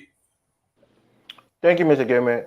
Look, President Weah hasn't done everything that some of us wish he would have done, but he's made some progress. For example, let me just quickly close on the healthcare system. We really need a new referral hospital in Liberia, in Monrovia in particular, where we have the largest concentration of our population. Ellen Johnson said he went and took all the money and went and built a state-of-the-art hospital in Tapeta, a city that is less than 10% of the population of that in Monrovia. So what do you expect the president to do when the bulk of the people need the resources from that hospital? He has to go there and take it from there and bring it to where it will serve the people the most. So when people are talking about hospitals and this and that, Mr. Kamara, Unmill infused over $500 million yearly into our economy. Whether it was through renting homes, it was through buying fuel, whatever it was. It padded, like Anthony Gay said, it padded our economic stocks during the United Party time. And before President Weah came into power, that $500 million a year evaporated when Unmill left. So let's not act as if to say, you know, everything is all fine since, you know, the United Party people left. I don't want to take too much of the time. I can't get my train of thought. I'm kind of rushing, but I'll leave it there. You know, I don't want to take too much time. Let's just close out. Thank you, ladies and gentlemen. Great show. Ibrahim, great panelists. They are seeing. I'll respond to you. Listen, guys. Listen, ladies and gentlemen. Thank you very much for tuning in. As usual, the president holding Braille PAPD is right here, and I'm looking at it. I'm looking at the numbers. This book was built. The policy was built predicated on 12 years. Out of the first 6 years, 3 years of that were taken. For 12 years, not guaranteed that you when you build. Let the man speak, my man. Don't interrupt him. Let me leave the show. So much job created.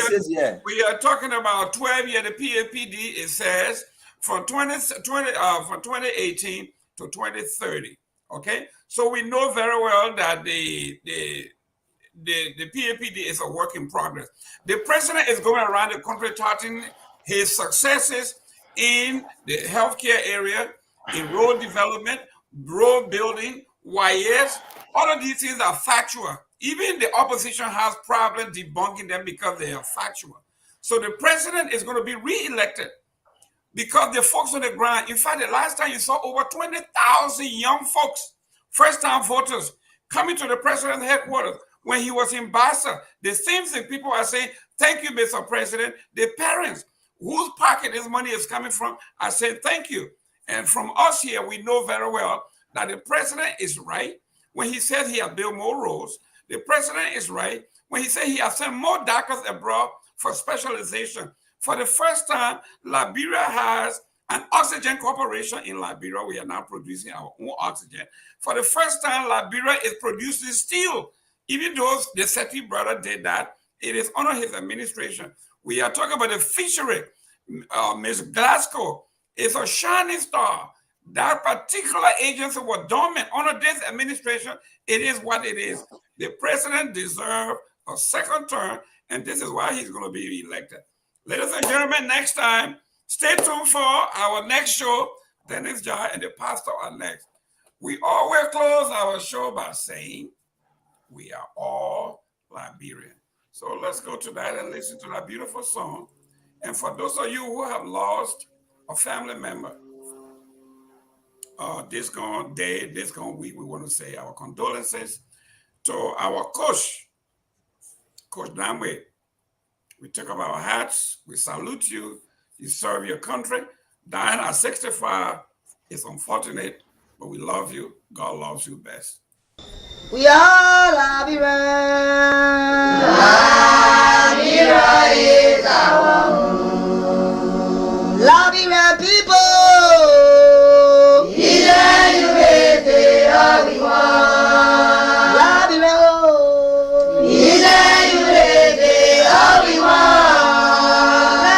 Liberia.